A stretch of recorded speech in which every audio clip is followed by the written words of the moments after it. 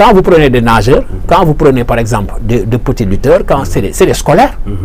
mais ce sont ces scolaires-là que vous allez préparer, c'est eux qui vont au championnat du monde, qui vont aux Jeux Olympiques de la jeunesse. Mais football, c'est une sélection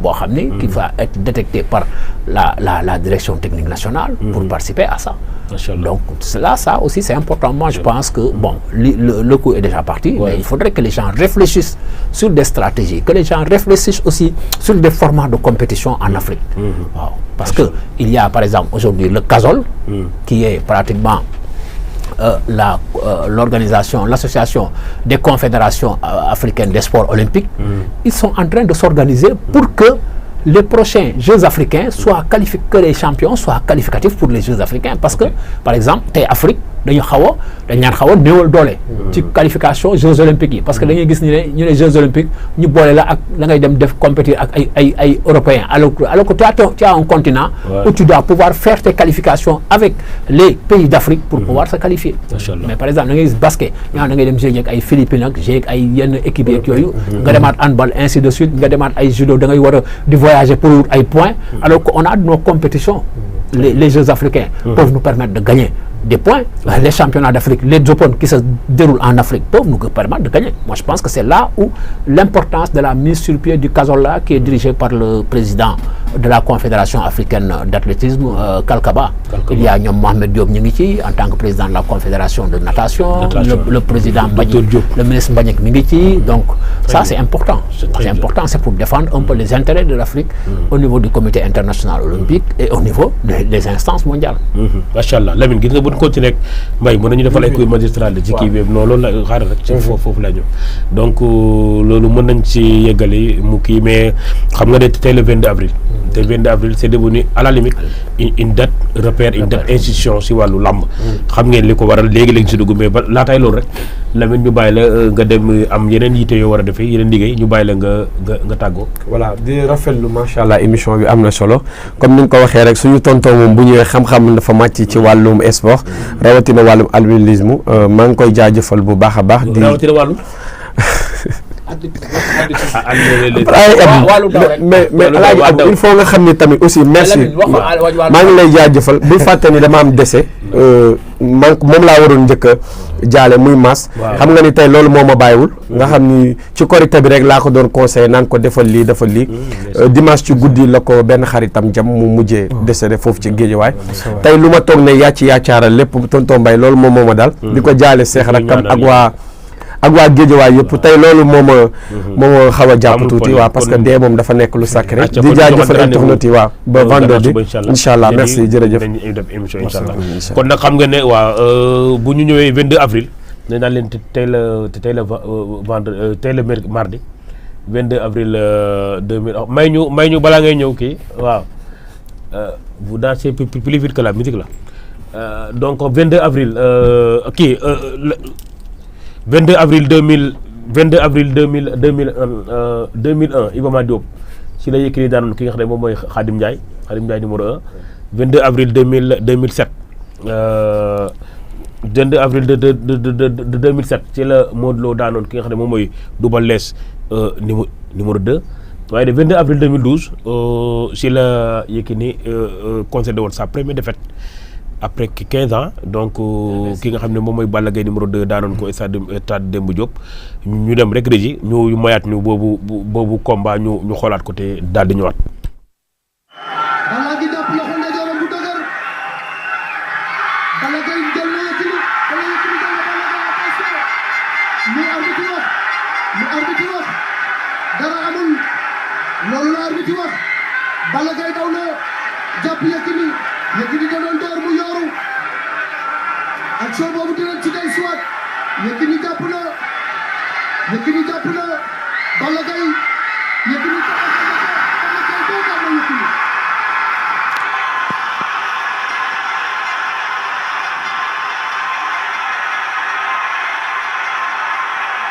22 avril 2012 22 avril 2025 13 ans après la première défaite de Yaxya Diop Yékini nga le 24 mars 2008 la jëloon affaire bi diggante mag ki nga xam ne moom mooy Bombardier donc 24 avril 2008 ba 22 avril 2012 mu nekk 8 ans 2004 2012 mu nekk 11 ans. attends 2004 voilà 2004 la woon la ko jëloon 2004 2012 effectivement mu nekk 8 ans 8 ans voilà mu nekk 8 ans 8 ans yoo xam ne donc mu nekkoon roi des arènes donc mu nekk lii rek nekkoon premier défaitam defetu Yékini mu nekkoon loo xam ne làmb vraiment histoire de ko retenir lu ko ne xam ne loolu coach Amath 13 ans après parce que moom 19 combats la defoon amoon 18 victoires ak un nul contre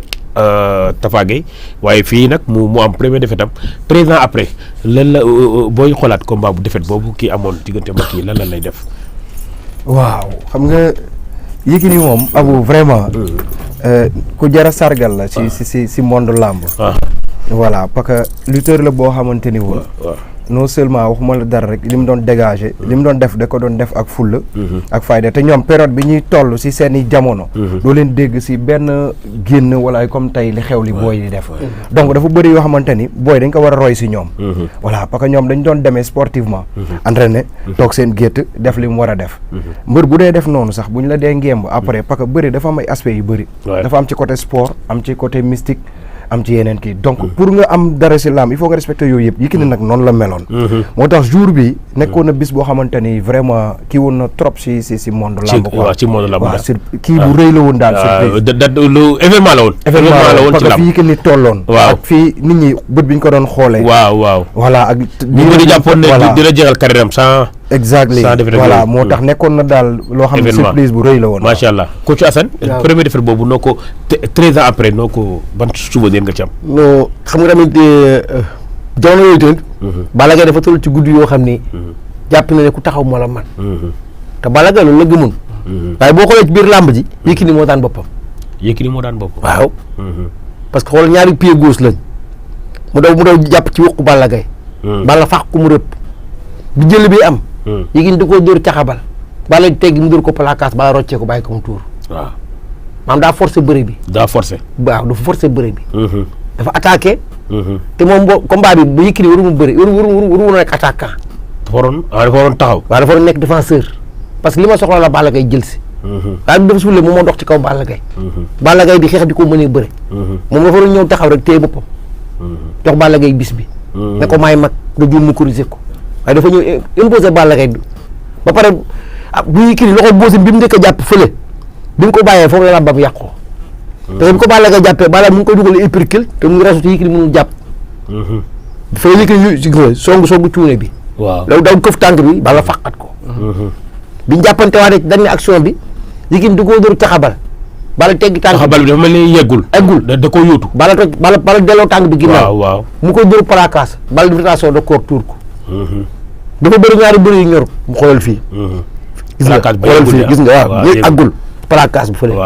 rotation bi da koy tuur parce que boobu Balla jàpp na te Yékini jàppul ok macha allah c'est vrai que boobu da nga ne Balla dafa ñor xam nga boobu dafa fekk Balla 21 mars 2010 la daanoon Modou Lo premier défaitam le 1er août ci 2010 boobu mu daan Baboy le 31 juillet 2011 mu bëreeg Mohamed Ndao Tyson ñu ne combat mag ak Yékini dara mënatul dox seen diggante 22 avril 2012 mu ñëw daan ko mais vraiment doyen Mbaye 13 ans après défaite bi daal premier défaite de Yékini la lay inspiré. bon man du ma retenir défaite bi parce que sànq da nga wax lu am solo. da nga lim Modou Lo lim Yékini lim Balla Gaye 2. waaw ça veut dire que ñetti ñoo ñëpp am nañu bésu 22 avril. waaw parce que bi ngay wax ni Yékini ci la njëkk daan Khadim Ndiaye. waaw comprendre nga bi ngay wax ni Modou Lo. ci lay dóor lees de mu daanu. ci la aussi Yékini di am premier défaite am di Balla Gaye di daal donc man ce que je retiendrai mooy ñett naa daanu làmb yoo xam ne am nañu bés bu rëy ci bés boobu parce que à l'époque Yékini bi muy bëre Khadim Ndiaye c'était le favori comprendre nga boobu mi ngi nekkoon ak ñoom Kamal Salamé ñoom dem si yàlla Forman donc écrit Mermoz bi donc plateau xamu Mermoz donc waaw Modou Lo ñëw aussi nekk jeune comprendre nga les deux nekk fi di ràññee ci morom yi presque daan morom yëpp di leen dóor ñuy daanu mu ñëw dóor ko Balla Gaye aussi ñëw Yékini nekk un champion nekk invincible man pour man Yékini mbër boo xam ne waroon na bëre ba jeex kenn mënu ko daan parce que amoon na doole amoon na xam-xam bi te il était sérieux dans son corps ce qu'il faisait donc lépp lu mu doon def da nga daan sentir ni kii c'est un athlète mais su defet ñëwee da ngay cuune comme ni nga ko waxee doo xam sax lu lay daan waaw parce que su seetaanee combat bi xëy na nga xool peut-être les erreurs du passé mais aussi la vie est faite de rencontres et de séparations ñu koy waxee mais la vie aussi dans le sport il y a une victoire il y a une défaite aussi donc cela veut dire que quelque part mais quoi qu'on puisse dire Yékini a marqué l'empreinte de la lutte sénégalaise que les gens le veuillent ou pas parce que la durée d'invincibilité bi mu am amul benn mbër bu ko am fii amul benn mbër bu ko am donc gàcce gaalaam la ñuy wax di ñaanal yàlla aussi ñaari mbër yi nga xam ne ñoo des ci arène bi muy Modou Lo ak Balla Gaye 2 yàlla may leen lépp lu ñu sumb ci làmb lépp lu ñu bëgg daal yàlla taxawu leen ci parce que aussi ñoom aussi ñi ngi dundal làmb ñi ngi dundal làmb ñi ngi doxal làmb et loolu la ñu soxla ci ay vraiment lutteurs ñuy doxal làmb maintenant benn regret la am parce que Yékini ak Tyson war nañu di ñëw làmb wala di ñëw waaw di ñëw parce que nit ñi dañ leen di namm même bu ñu ñëwee bu ñu bàkkulee sax nit ñi gis leen waaw parce que ay champion lañu parce que un champion waruñu di toog xoola par exemple même football da ngay gis champion yi bu ñu bàyyee sax des fois ñu ñëw gars yi gis leen sur les tribunes parce que loolu aussi dafay dundal làmb ñun soxla nañ leen ci loolu ñu leen di gis rek keroog gis naa Marcelo toog ci podium bu baax Real Madrid seetaan voilà donc ñun lañ leen di soxla comprendre nga ñuy ñëw ay Yékini ay Tyson bu ñu ñëwee sax feeñ ci làmb rax def apparition nit ñi gis leen loolu day tax day gën a inciter amateurs yi ñëw ci làmb parce que am na ñoo xam ne peut-être que sax bàyyi nañu làmb parce que ñii ñoo ñëwatul làmb effectivement waaw man par exemple bi Yékini daanoo toogoon naa lu yàmb dematuma làmb man làmb xaw ma kañ laa fa gëj macha allah te ñu bëri dañuy wax la même chose man am na ñu bëri dañu naan ma bii kii daanoo dañu bàyyi parce que c'était un champion da nga daan gis si da daan animé làmb da daan bëre mais aussi respecter adversaire am fonk ñëpp donc aussi champion yooyu dañ leen soxla sax pour xale yi di leen gis parce que làmb léegi am na fa bëri ay xale mais dañu manqué repère macha allah waaw ils ont besoin de repère macha allah coach Amath fi ma lay interpeller mooy en tout cas le volume la forme d'alors de Balla Gaye qui faisait vraiment parler quoi donc mu juróon coow gis nga bi muy dellu États-Unis à 8 jours def naa du combat à 8 jours du combat mu dellu États-Unis ñëw man bi mu dellu États-Unis ñëw bi mu ñëbisee man ak Dembélé bi nekk sur lam dem nañ këram muy dem seeti papay Daouda Fall père Daouda Fall papay ñoom lees mu koy seeti ñun ñu ànd ak moom ñu dem bi ñu demee bay yéeg moom heure prise 1 la woon pa bi ñu yéeg ñu ngi nii ak moom man Dembélé ak moom ñu yéeg après ñu ànd ak si laa ne Balla il a fait beaucoup d'efforts pour ñëwaat parce que boobu ñu ngi ànd ak Balla muy yéeg mais mu ngi xiixat di maanaam di respiration yoo xam ne maanaam mu doy waar ak volume beeg yooyu coow li boo xoolee tey mu ñëwaat bu liggéeyaat ba toll fi mu toll vraiment est-ce que je pense que il a dû faire beaucoup trop d'efforts pour amaat forme bi mu yoon ni tey de waaw bien sûr parce que nit ki xam nga mbër yi souvent ñoom dañuy liggéeyee ak adversaire bi ñu am parce que boo amee Yékini gars yi dañ naan non yokkal poids waaw léegi nag problème bi ñu bëri moo yokk poids dafa bëri yoon yu ñu koy jaaree mais pour nga yokk yenn poids yi dina jël benn temps bi quoi pour mu nekk benn poids bu sain benn masse musculaire wala dara mun na xaw a jël benn temps mais léegi si diir bu gàtt nit ki mën na si yokk poids bëri na ay yoon yoo si mën a jaar waaw am na ay protéines yaa ngi dégg am na ay anabolisant am na ay stéroïdes bëri na daal waaw waxuma ni si nag bii la si jël wala bii la si jël mais lu si nit jël rek ñun boo taxawee si buñ la xoolee même à distance mën nañ xam ni kii même boo yi tey bëri tey mun naa la wax kii sirop la naan kii protéine la naan soo gisee ni rek la waaw parce que day am ay signes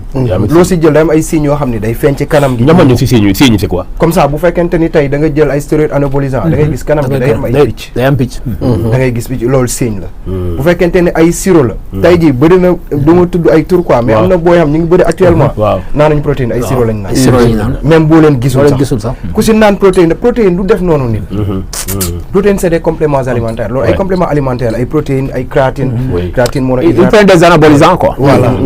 donc yooyu yëpp nag xam nga comme Sénégal dafa metti waxee doo waxee après famille ku nekk dina attaqué dëgg la ku si nekk rek nga bañ a tudd tur rek waaw ku si nekk bu tëjoo si néegam sax bu naanee pare bu génnee di nga wax di nga xam ne booy bi sirop la naan kii protéine la naan kii anabolisant la jël kii lii la jël parce que damay dégg Alioune Sarr tout le temps mu ne daf ko doon kii ak guy gi mu ne ko guy gi la mu ne ko noo pompiterie la xaw ma mu ne ko Alioune Sarr ko man bi ma juddoo ba léegi maa ngi lekk même protéine sax du def protéine du def loolu sax du def loolu